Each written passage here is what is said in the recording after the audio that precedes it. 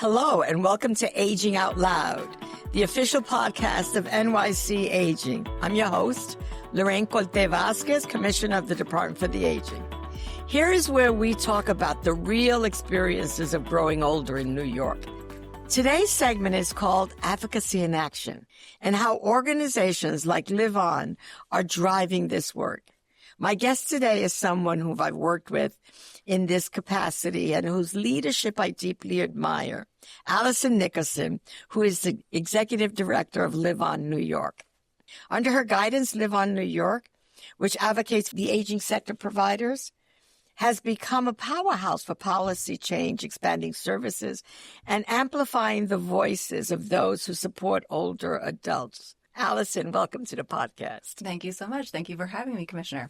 LiveOn advocates for older adults. What drives this mission, and how do you decide what to focus on first? So our work and our mission is tied in our founding. So we were founded by a philanthropist who was an older adult herself. And the purpose was to bring people together to make sure that all of us have what we need as we age. And we continue that tradition. So we have a membership of 130 members. They run about 1,000 programs.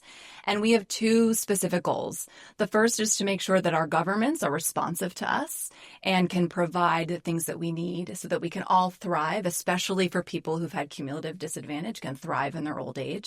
And the second is that the community-based service system has the tools that they need so that they can meet the needs of the folks that they're serving. We choose what we're going to advocate on from a few things. The first is we try to be extremely grounded in our membership. So that means going out to older adult centers, showing up at Meals on Wheels programs, and listening and learning from the people who are impacted by the program, who rely on the program, and who are aging every day and who have very specific things that they're looking for. The second is we look at research, right? We look at the numbers. NYC Aging just did a phenomenal research assessment with over 8,600 people. That's a really treasure trove of information about what people need and how they can age best in the city. So you have two constituents that you're representing. Sure. And yet really one. I mean, it's the older adult and the older adult needs and wants. But you also have the nonprofit provider, which is key in this work that we do, because all of the work, I would say 90% of the work, comes through the nonprofit sector. Have you ever had the experience where the needs and wants of the older adult may be different than the needs and wants of the nonprofit sector at the time, whose goals and interests may be different? It can be a bit of a tension for sure, because what the system and the network of nonprofits need is not always the same as what people, individuals, and communities need. But, one of the things that I feel very, very strongly about is the need to, and one of the things that we agree on is the real foundation in this country that we need community care. We have to be steeped and we have to have a foundation that allows us to take care of each other, that allows us to take care of ourselves, to plan, to see what it looks like to age in our communities. And in order to do that well, we need partners who are there and have spaces for older people, for all of us, for caregivers. We need to have places for people to go. We need to have cooling centers. We need to have the whole robust system that includes nonprofits, particularly as it relates to salaries. We don't want anyone aging into poverty. Right. So those things are really important in our advocacy. And we have to be able to preserve some of the things that are our priorities, which are housing, community support, food, workforce. We have to make sure those become number one. And there are periodic issues that come up. But on the whole, we try really to marry where the professional nonprofit system and people in communities can come together and agree on what is necessary to age. It's one of the things that we have really learned through the Cabinet for Older New Yorkers, because we found the same thing with agencies. You have been a master at building partnerships and finding common cause.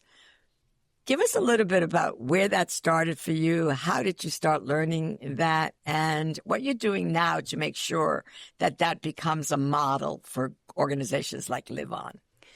Sure. So I just turned 40 this year. Yay. And one of the lessons that the universe teaches me again and again is that no one can do any meaningful, impactful work by themselves. It doesn't happen, right? We have to work and we have to have a spirit of collaboration. I think we need more of that actually across the country. In order to do difficult things, we have to have that working together. So that means stepping up and stepping back. It means listening to people and not assuming you know what the heck is going on, deciding what you can and cannot do and being really honest about that. And it's really important at LiveOn that, again, we're a small organization and we work with a ton of partners. It is sometimes important to have people who are screaming, right, about certain things. And it's also really important to have people who can walk into a meeting and hear what's going on and report back. Like all of that is necessary. And working in coalition is something that we really are very, very committed to. I'm glad that you said your age because I am a few decades older than that. And what I would say is that what we have in common is that we believe in an age-inclusive policy. We know, and you said it so aptly before, the reason you work on workforce issues earlier on for nonprofit workers is so that they will not be impoverished at older adults. We see the difference in the funding gap and the income of older women. You've been low, underpaid, 86 cents to the dollar for all of us, regardless. And if you were a Black or Latina woman or a woman of color working in industries, you basically were destined almost for having low income when you're older. And that is what is the power of an age-inclusive approach to this work. You've been able to marry mobilization, but always data-based. It might not have all been based on data or informed. There was passion and commitment. Tell me how you've been able to marry those without compromising LiveOn's values as well as an age-inclusive approach. I think part of it was listening really well to our government partners who said this is great, but it doesn't help us in meetings with our budget office and in meetings with the council when there's no backup.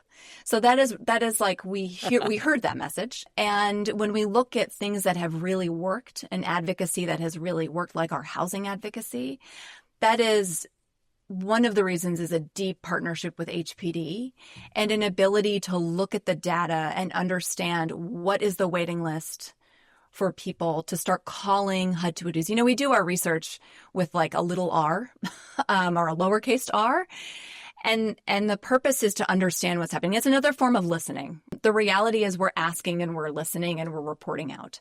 And so that often tells a very important story. So I think marrying that with advocacy, showing and making sure voices are included, like that is the work. The point that you raised that I thought was invaluable for advocates to get is that it's the multiple sources of information. Yeah. So you get hard data from research, then you extrapolate from other sources. It was some of that work that impacted the work that we did with the Department of Transportation and the pedestrian study, where we said, what's the missing here? Even though we knew that the highest fatalities were for older adults, well, it was the voice of the older adults saying, this, we see the work of the engineers in pedestrian studies. We were not having the voice of the older adult. We didn't get there organically. We went there because a little bit about what you said is like, who's missing? So all of you who are advocates, just take notes on these lessons. Talking about diverse voices, diverse opinions. We're not a monolithic in New York. And two of the three things that you've commented without calling it diversity is making sure that you represent the voice of all. And you've been a great partner with us when we've pushed for cultural competency in the provision of services. How do you ensure that you keep your foot on that pedal about making sure that language, culture, religion are an incredible part of the work that we do that we all do collectively for the older adults that we make sure that we represent. The work that we do is grounded in our member agencies, right? And so they in themselves represent almost every community in the city.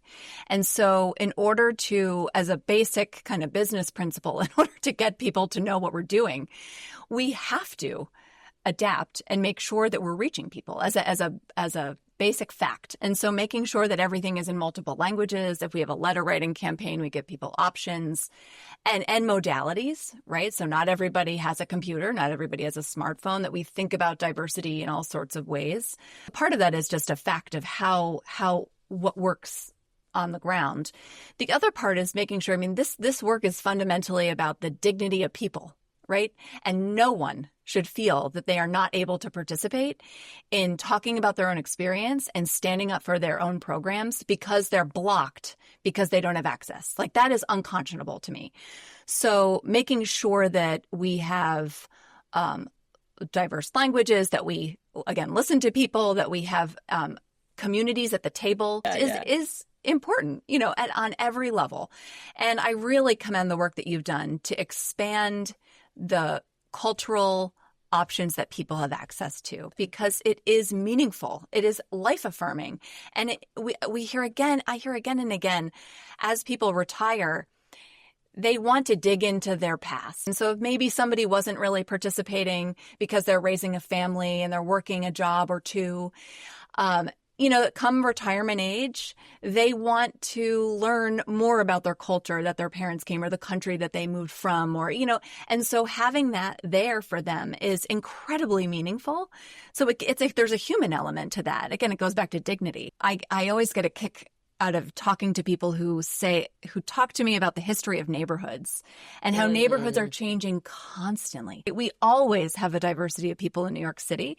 So making sure that we're connected to that and can give people what they need is important. That is so true. I have a funny story. When Tito Trinidad, which is a famous Puerto Rican boxer, fought Oscar de la Hoya, it was Mexican. And Oscar de la Hoya beat Trinidad pretty badly. And I remember when people were saying, all right, Lorraine, so what are you going to do in East Harlem now? Because at that point I lived in East Harlem, and I said, I'm going to be fine because East Harlem has changed from Puerto Rican to Mexican. So I'm going to go back home honoring their hero. And that is a clear indication how neighborhoods have changed. You look at Williamsburg and you look at Arthur Avenue, it's wonderful because Arthur Avenue, they don't even have to change the color of the flag because it's the same colors. But you can see that influence of just changing neighborhoods. And that's the beauty of New York. Talking about the beauty of New York, the Cabinet of New York, I believe, was a bold step towards cross-collaboration across agencies. How do organizations like LiveOn can build on that and continue to work to make some of that work into measurable, lasting change? Well, first, congratulations on the work. and thank you, because it's a big deal. One of the things that I love about this city is the amount of civic engagement that exists, that doesn't exist in a lot of other places. There's a history between Adam Clayton Powell Jr. and, fighting Tammany Hall, New Eureka movement.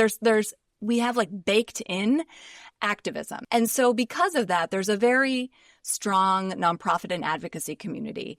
And so I believe that our role is to partner with government and also to keep an honest pulse on what is working, because politics change, people change, but the civic environment should be promoting things that work and should be giving people a voice to say the cabinet is working. These are ways that we funnel up, things that have to work better. Government is working better in a lot of ways, right? So those are examples of things that we should be promoting over the long term. I will not have any conversation with anyone where I don't bring up being ageist. And as great and major strides that we have made in New York, we have a long way to go on ageism. And we're really proud that we're going to launch this campaign in the very near future about ageism and basically calling it out, which leads us to this whole notion of age-inclusive also is about an intergenerational approach and honoring the role that we have in accountability and responsibility to young people, but also a responsibility and accountability in doing that we cannot forget the older adults who build this city. How will you continue to foster the voice of the older adult so that it doesn't get, drowned out, or that need, and continue to fight ageism as we have to do so loudly today? Two thoughts come up. The first is we have two campaigns, so Age Strong NYC and Age Strong New York State. And so bringing those campaigns to the center. It's not just us. We have many partners who are signed on to that, and making sure that older voices are centered in that. People with lived experience as older are part of that work. We also personally need to think about our own age and include people across the age spectrum and invite them in to think about that. We need to move away from a value structure that prioritizes reproduction and production, right? And like salary and having kids, and to one that is about human beings. And we have so much more to offer throughout our life course. When we see people valuing their life as only ending, in this very short time frame, it is a disservice to ourselves. We are ageist to ourselves. Like, that is deeply harmful. And so we need older people to remind us, as I said, I'm 40, right? I need older people in my life to remind me about what is important and to give perspective. And if we don't see and include older people, all of us who are not older forget that.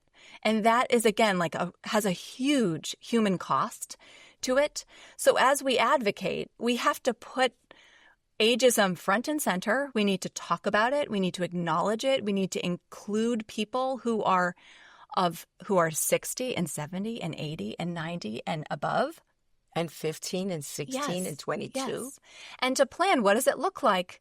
And actually, I think it's interesting. There's only 4 countries that have baby booms as we do. It's Australia, New Zealand, Canada, and the United States. Some of this, because of demographics, I think is a little natural in a good way. There's so many more people who are aging. We've had a longevity change in the last 30 years, which is phenomenal. And what has kept those countries interesting, those same countries are countries who have also been open to immigration. Yes. So they not only have age diversity, but they also have cultural diversity. It's something that keeps us always pondering about this balance between intergenerational, but also seeing them as two anchors in society that both are necessary, which is why ageism has to stop. It has to stop. Because it hurts both. For sure. We also need to really think about what we expect for our own lives, right? And I don't want to get kicked out of my house when I'm a certain age. What do I expect from my parents, from my grandparents, from my children, for myself, for my neighbors, for my community? And that is the decision. Like you were saying, there's actually only one region in the whole world that isn't rapidly aging.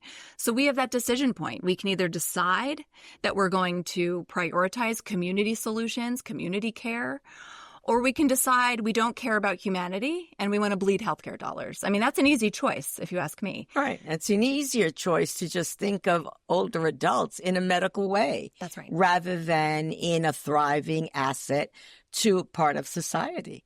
I can talk to you for hours. Same. I can talk to you because we're kindred spirit in that what drives us is the dignity of older adults. So as a 74-year-old, I thank you that you are thinking about me and the many others. And as a 40-year-old, I really welcome that partnership. Thank you. Thank you. We have 2 questions that we love to ask every guest. So what would be your favorite part of New York City to age in, to get old in? Oh my gosh.